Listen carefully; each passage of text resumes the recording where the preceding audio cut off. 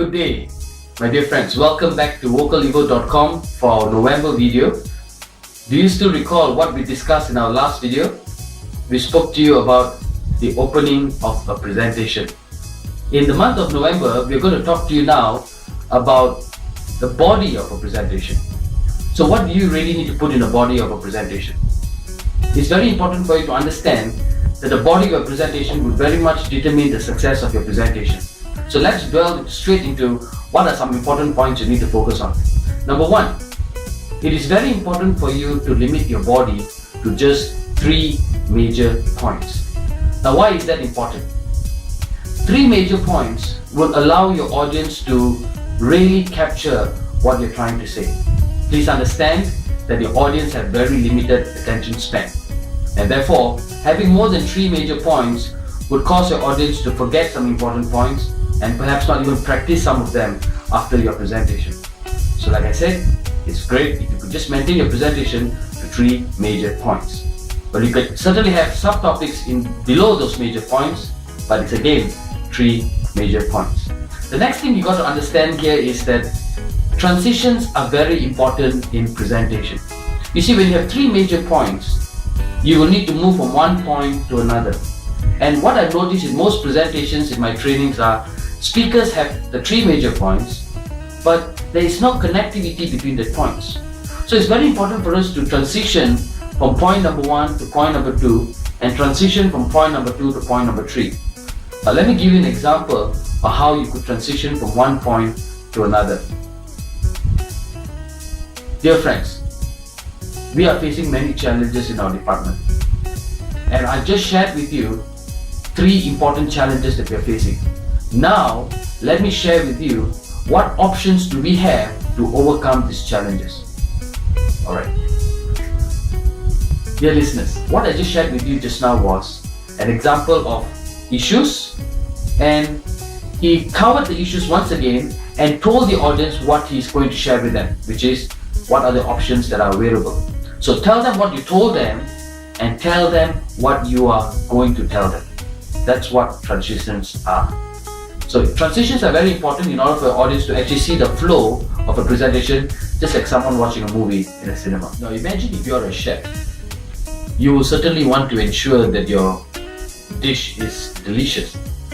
And sometimes you will see a dish, it looks really nice, like a chicken curry. But when you taste it, you realize that it doesn't have some very important spice or ingredient that brings the life out of that curry. And that's exactly what happens in the body of a presentation. What I'm going to share with you right now are 3 important ingredients that you need to add into the body of a presentation in order for your presentation to come out alive. And the 3 points that I want to share with you right now as part of the ingredients that you need to put into the body of your presentations would be, number 1 would be adding some examples into your presentation body. So either you can put it in point number 1, point number 2 or point number 3, but you need to share certain key examples in order for your audience to be able to relate to what you're trying to say. Examples would include some personal experiences that you've gone through.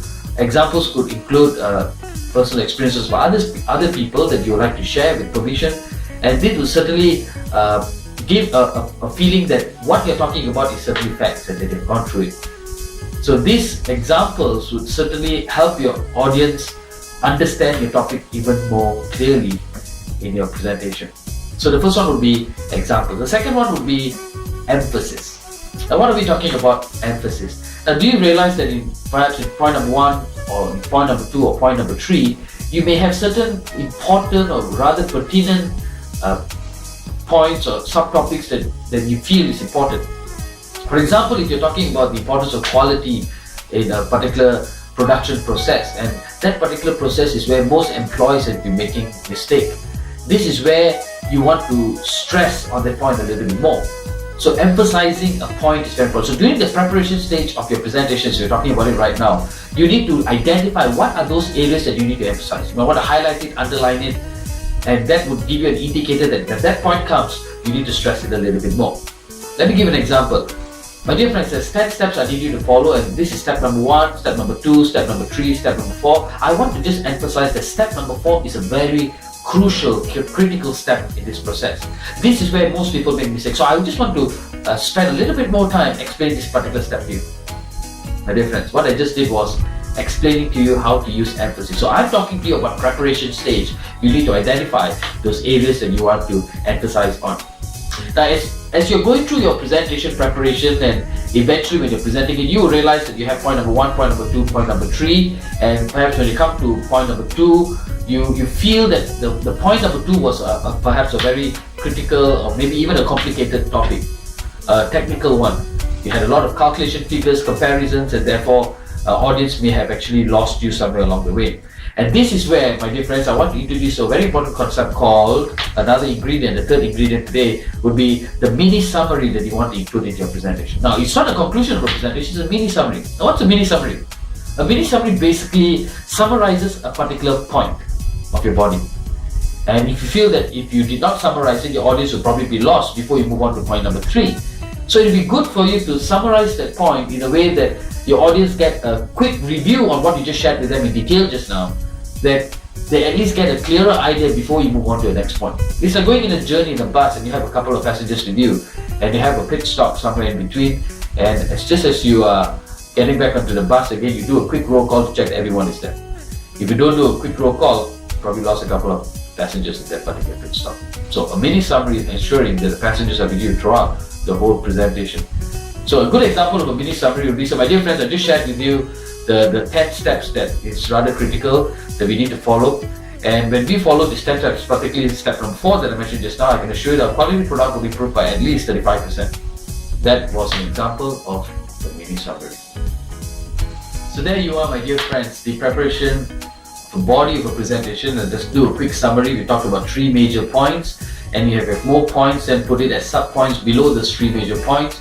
Have transitions from one point to another so that the audience can see a flow in the presentation and therefore they can follow what they're trying to say. Do not forget to add the very important ingredients, which is examples, so the audience can relate to your presentation. Share your stories, share stories of others. You might want to also add in some emphasis, a second ingredient. This emphasis will certainly highlight those important points that you want your audience to take home with them. And the last part would be the mini summary. If you realize that there's one particular area of your presentation that is rather technical, critical, perhaps even a little mundane, you may want to just do a quick summary to make sure the audience are able to capture it before you move on to the next point. I hope that this video would certainly position you in a better way to prepare the body of your presentation and do a fantastic presentation in the workplace. I wish you all the best in the next upcoming presentation. Thank you for watching.